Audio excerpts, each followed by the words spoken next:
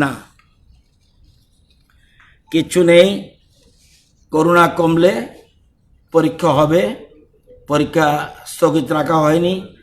মধ্যশিক্ষা পর্ষদ একটা তারা প্ল্যান প্রোগ্রাম করছে, কম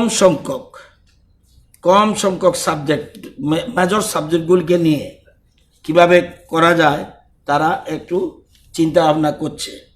এখনই সে জায়গায় কোনো আমরা করছি না, কিন্তু একটা চর্চা চলছে, একটা সব কিছু দেখছে কিভাবে কি করা যায়। মাধ্যমিকে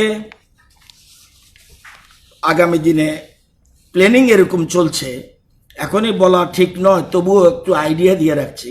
মাধ্যমিক পরীক্ষা এরকমভাবে চিন্তা করছে, এদিকে 19-20 হতে পারে।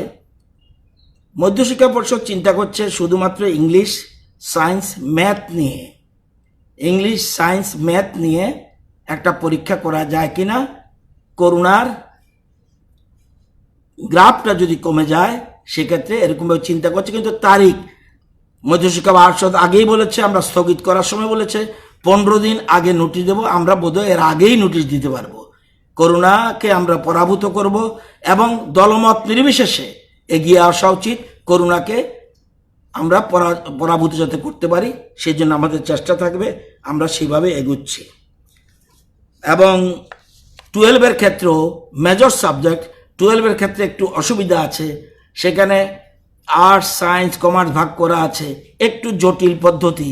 তবুও কিভাবে কম সাবজেক্ট নিয়ে পরীক্ষা করা যায় এবং মেজর সাবজেক্ট কম অথচ মেজর সাবজেক্ট সেগুলিকে করে দেওয়া যায় কিভাবে, সেটা একটা পরীক্ষামূলক চলছে। এখনই আমি ফাইনাল কথা বলছি না।